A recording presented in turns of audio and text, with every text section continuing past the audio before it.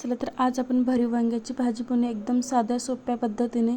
खूप मस्त अशी भाजी होते। तुम्ही नक्की अशा पद्धतीने एक वेळेस बनवून बघा। मी इथे शेंगदाणे घेतलेले आहेत। छान आपल्याला मस्त असे कमी गॅसवरती शेंगदाणे खरपूस असे भाजून घ्यायचे आहेत। मस्त छान आपले शेंगदाणे भाजले गेलेले आहेत। प्लेटमध्ये काढून आपण शेंगदाणे थंड होऊ देऊ व मिक्सरमधून काढून घ्यायचे आहेत। आपल्याला जाडसरच आपल्याला कूट करायचा, एकदम बारीक कूट करायचा नाही आपल्याला शेंगदाण्याचा। आता यामध्ये प्लेटमध्ये मी शेंगदाण्याचा कूट घेतलेला आहे, थोडीशी कोथिंबीर घातलेली आहे, चवीनुसार मीठ घालायचं, हळद व लाल तिखट।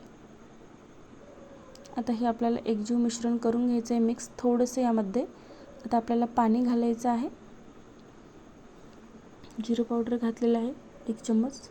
मिक्स करून घ्यायचं आहे छान। थोडं थोडं पाणी घालायचं यामध्ये, थोडंसंच पाणी घालायचं आहे। एकदम असा कोरडा शेंगदाण्याचा कूट आपल्या शेंगदाण्यामध्ये बसणार नाही, त्यामुळे आपल्याला साधारण ओला करून घ्यायचा आहे।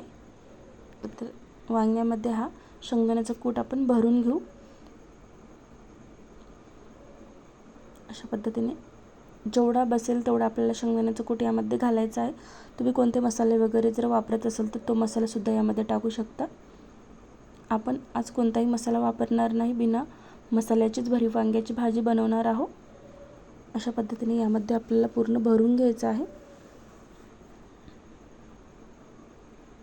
चला तर रेडी झालेले आहेत मस्त असे आपले वांगे।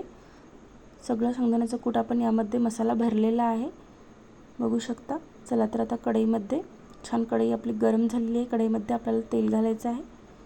साधारण 2 चम्मच एवढे मी तेल घातलेलं आहे। कढईमध्ये तेल छान गरम झालं की तर लगेच यामध्ये आपल्याला कांदा घालायचा आहे। कांदा पण लालसर होईपर्यंत परतवून घ्यायचा आहे आपल्याला। लालसर झालेला आहे। थोड्याशा मोहरी घालायच्या, तर लसूण घालायचे थोडंसं यामध्ये,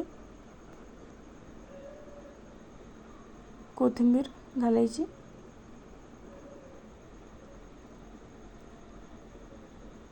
कमीच गॅस ठेवायचा आहे आपल्याला। आता अर्धा चम्मच हळद घालायची। अगोदर पण आपण घातलेलं आहे सर्व, त्यामुळे थोडं थोडंच आता घालायचं आहे। अर्धा चम्मच एवढी लाल तिखट घातलेलं आहे, थोडंसं अर्धा चम्मच मीठ घातलेलं आहे। लाल तिखट, हळद, मीठ आपण सुरुवातीला सुद्धा मसाला बनवताना त्यामध्ये सुद्धा घातलेला आहे, त्यामुळे तुम्ही थोडंसंच घातलेलं आहे। ते वांगे घातलेले आहेत तर यामध्ये ते परतवून घ्यायचे छान आपल्याला। साधारण 10-15 सेकंद आपल्याला छान असंच परतवून घ्यायचं आहे।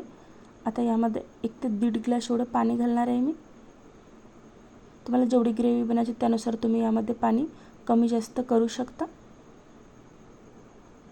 1 ग्लास एवढं मी साधारण पाणी घातलेलं आहे यामध्ये। परत अर्धा चम्मच जिरेकूट घातलेला आहे। मस्त छान एक उकळी आलेली आहे। मस्त 2 ते 3 उकळीमध्ये आपली वांग्याची भाजी अशी मस्त छान रेडी होते। तुम्ही या भाजीला टोमॅटो सुद्धा घालू शकता, टोमॅटोने सुद्धा छान होते। नक्की तुम्ही अशा साध्या सोप्या पद्धतीने ही वांग्याची भाजी एक वेळेस बनवून बघा।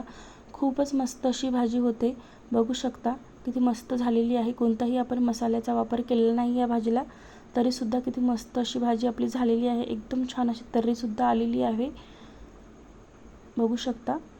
आजची रेसिपी कशी वाटली कमेंटद्वारे नक्की कळवा। व्हिडिओ आवडला असेल तर लाईक करा, शेअर करा, चॅनलला सबस्क्राईब करा। अशाच नवीन नवीन रेसिपी तुम्हाला साध्या सोप्या पौष्टिक रेसिपी बघायला मिळतील, बघू शकता। मस्त अशी ग्रेव्ही सुद्धा आलेली आहे आपल्या भाजीला। चला तर पुन्हा भेटू अशाच साध्या सोप्या रेसिपीसोबत।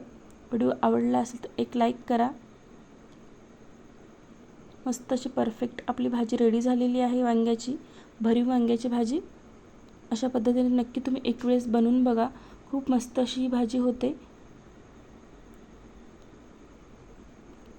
चला तर पुन्हा भेटू पुढच्या व्हिडिओमध्ये अशा साध्या सोप्या रेसिपीसोबत।